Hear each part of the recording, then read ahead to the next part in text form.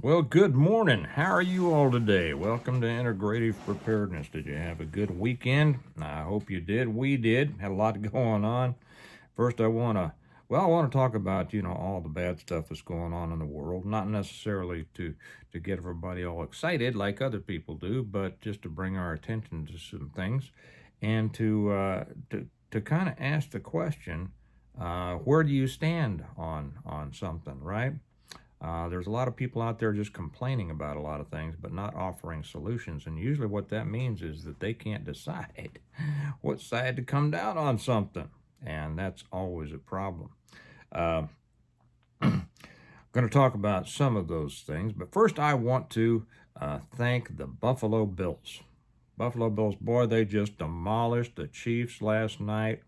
Now you might say, well, why? You from Kansas City? Why do you like? Well, because I think they saved me a lot of money, man. I mean, uh, every time the Chiefs looking good, I think I'm gonna have to buy a whole lot of more Super Bowl sweatshirts for the kids, and those things are expensive, man. They have enough, but I tell you, Mahomes couldn't do anything. He is throwing stuff in the dirt and behind people, and I don't know. I don't know. I'm not going to make any accusations, but there have been times in the past that I thought, you got to ask yourself, is somebody really trying to win or not? I'll just throw that out there, right, for y'all to chew on. Anyway, thank you, Buffalo Bills. You all played great, and did you see that this isn't about football for all those of you who don't care about football, but football is one of the greatest games in history, and it illustrates something that I'm going to make another video on, and that is you're in this alone. Now, I'm not going to do that this time, but you're in this alone. And, I hear a lot of other channels out there going, we're all in this together. No, we're not. No, we're not. Losers and weak people like to say that we're all in this together. Winners and strong people realize that we are in this alone, and it's only as we work together, bringing our best into a team situation, that then we become stronger as a team. But when it comes down to it, we are each in things alone. I'll make another one on that. And it comes down to how I used to train my fighters too. But yeah, and did you see that guy that kicked the 68-yard field goal? Man. And here our guy Butker, who I really like. I love Butker, but he's been missing a few this year. It just goes to show that for everything there is a season, right? Uh, and Halloween, we had Halloween. Everybody had a great time on Halloween. You know that holiday, or whatever you want to call it, that so many like to tell you is satanic and demonic and everything like that, and you shouldn't have anything to do with it. Apparently, they don't know that it started as All Saints Day, and then All Hallows Day, which means holy, having to do with holy, and then the evening before All Hallows Day. It was the evening, okay? Halloween.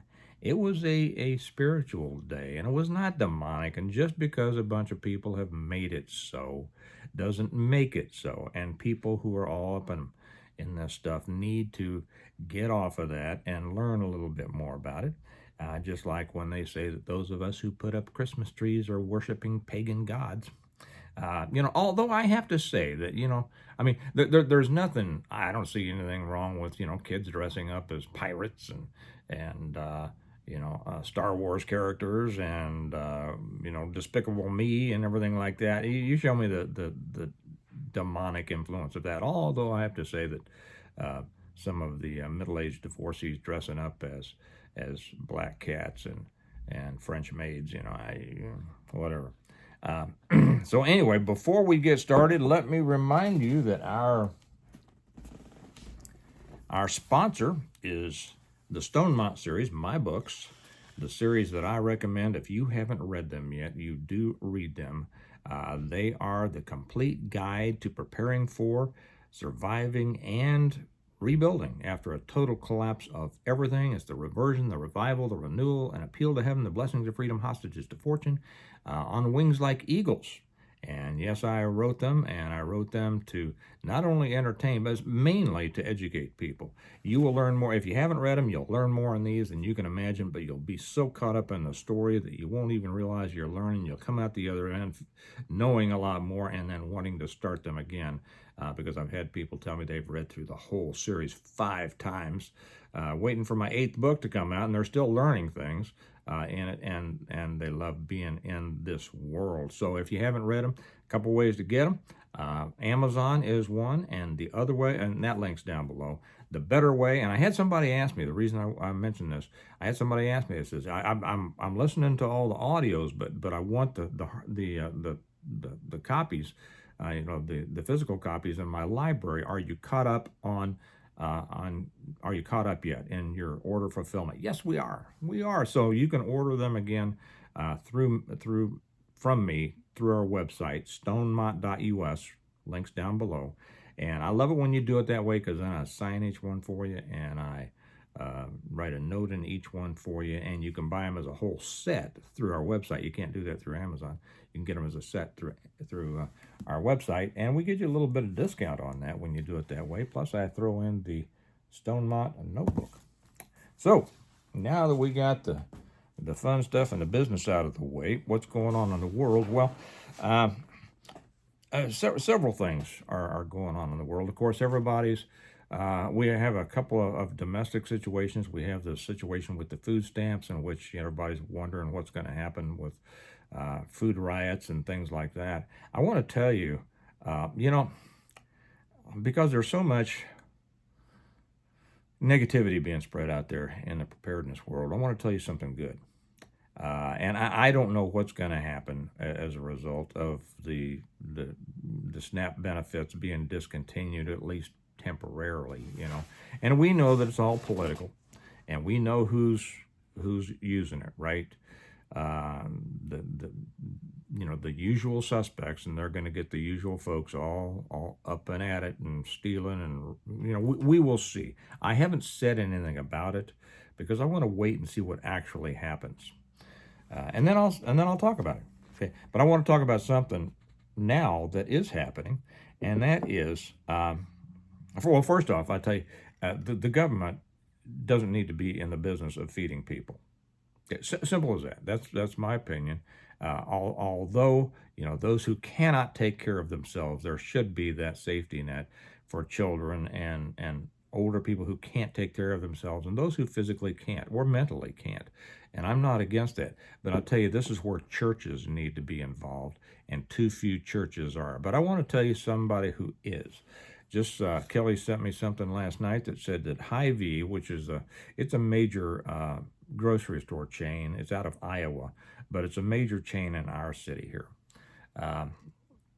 And you know how they say that people in the city don't take care of each other. Well, it's people never been to the city, I guess.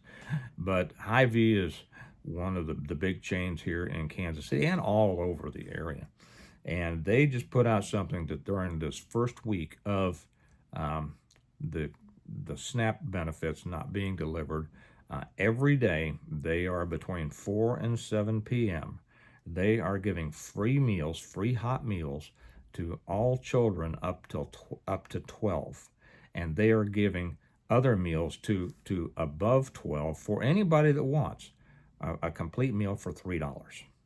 Now, you can't beat that. I almost feel like I want to go down and do it, but don't want to take it from anybody else. But they're going to be feeding people. This is the way it ought to be done. This is the way that it should be done in community. First off, with neighbors, and then secondly with churches, and the two should work together. So that's just something good that I'd throw out there. Their catchphrase is "a friendly smile on every aisle," and they are delivering on that. So remember that. Remember there are people out there doing the right thing. Okay. And it should be, again, people. The reason that our country is in such a mess and our government is such a mess is because it has assumed, well, not responsibilities, because it's not the government's responsibility. They've taken over those things that are not rightfully the government's concern. Simple as that. Okay, and next is Seemed like, what was I going to say here?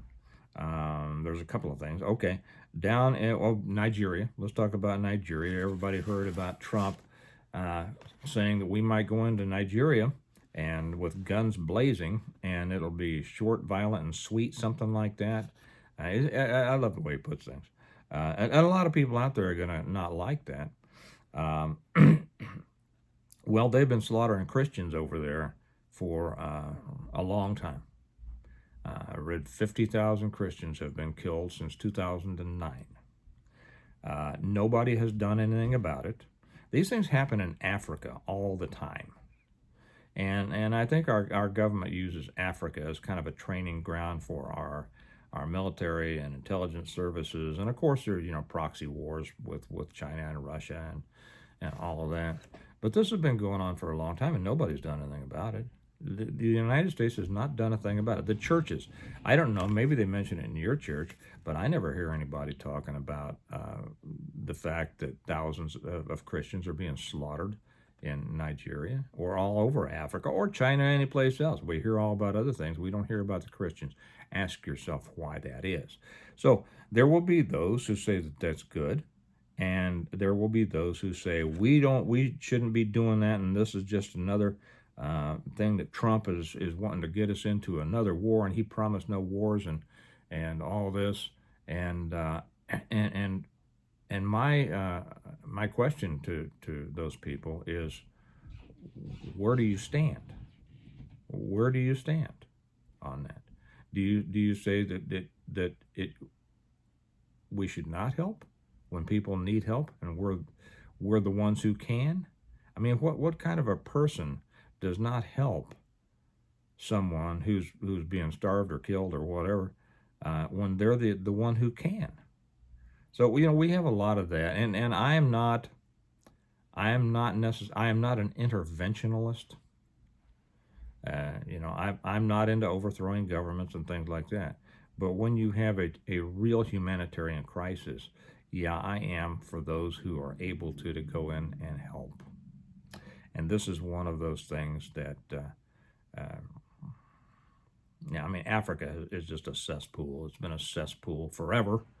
And anyway, I'll leave it at that. The next thing is of course Venezuela and us blowing the drug boats out of the water, and we'll have people saying, "Well, that's unconstitutional. That's illegal. We shouldn't be blowing drug boats out of the water." Well, first off, I was in narcotics. I mean, from the enforcement end, many years ago for many years, and I didn't see our government doing anything. As a matter of fact, our government has been complicit, just as the government of Great Britain has been complicit um, in the drug business. Okay, I mean, Great Britain was probably the greatest drug dealer in history. The United States, right in there with them. Our government has been responsible for more drugs being brought into this country than Pablo Escobar. And so, is anything being done? The drugs coming out of South America are, I mean, they have been. I went undercover right when we were at the start of the drugs coming up from South America. We had gotten out of Vietnam, which dried up the supply of what was called China White, a heroin, a very high quality heroin over there in Southeast Asia. All the junkies needed a replacement.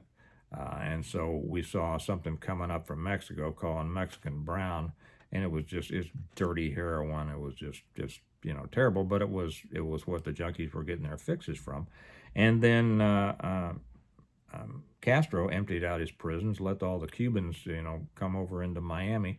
They brought the cocaine business to America. They were the first step to bringing the cocaine. This was something that we had never seen this type of person in here. The South American, the Central, the Hispanic, well, shall I say, the Caribbean, South American drug cartels. We didn't call them cartels back then, but they were like something we had never seen. The animalistic aspects of them were just beyond what any of us had seen before. Before that, it was controlled by certain organized crime elements, but there were rules.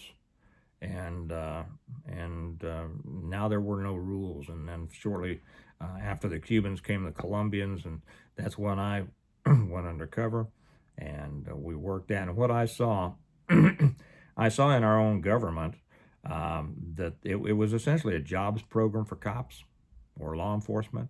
They saw it as the next revenue generator that they could raise taxes on, because we're in a war for drugs and you got to protect your kids from these drugs. And so a bunch of us were working. We thought we were working against it, and really our government worked against our efforts as much as it did for them, supporting it. And for a long time we didn't understand it, but we found out the corruption in our government. And that's why I say that, from the guy who was inside, I'll tell you that our government was one of the biggest drug dealers there's ever been. So, and maybe I'll tell you a couple of stories about that over on Patreon. I've told a couple, but I'll tell a couple more maybe. So are we really blowing the drug boats out of the water? Well, first off, my question is, are they really drug boats? Okay. I'm not saying that they are not. I think that probably 90% they are. I mean, because that's how they have used this method to bring drugs across for a long time. So 90%, yeah, I imagine they're drug boats, but I always allow that 10% to know that my government's lying to me, right? If they are drug boats, the drugs coming out of South America have been responsible for more deaths, American deaths, and that includes, the more recent fentanyl coming through Mexico from China, the precursors from China coming through Mexico and up there. It is a war. I mean, they are killing our citizens and they're destroying our country. So how can you say that that's not a war? And if it is, how can you say that attacking those people who are attacking you is not proper? So here, anyway, I know that people out there have different views on this, but I would say, people need to take a stand, need to know what they're talking about, number one, and then need to know what they're doing. As far as I'm concerned, even though I'm pretty much a hands-off kind of person, what's going on in Nigeria, like I say, and all through Africa, that needs to be addressed first by the churches. And if nothing can be done, and I'll say also this, maybe non-government forces. Maybe non-government forces. We have a lot of people, who were in the government and no longer are, perfectly capable of going over and handling some stuff without it coming under the umbrella of our government. I'm just throwing that out there, right? As far as taking out drug boats, yeah, I'm good with that. I'm good with that. So what's going to happen with the SNAP riots and such like? We got to get a handle on this. People shouldn't be eating for free off of the work of others. Let me take a sip. That's biblical. We ought to be taking care of kids and older people and things like that, but it should be the churches who are stepping up first. I know there's a huge church out here. I used to belong to it and I quit, and I'll tell you a story about that sometime on the church channel. Well, I think a lot of churches are doing things wrong, but they send a lot of money and always going over to Africa for one thing or another, and they they ought to do something here, right? They ought to do something here. If the churches were doing their jobs, if the churches were doing what Jesus told them to do, instead of trying to push DEI and LGBTQ and all this kind of stuff, and just filling their pews with butts and their collection plates with bucks, if they were doing what Jesus charged them to do, we wouldn't need any government programs. Simple as that. So anyway, those are my thoughts for a Monday. I hope you all will have a good day and a good week. And remember that we prepare well today in order to live well tomorrow. And I'll talk to you later. Bye-bye.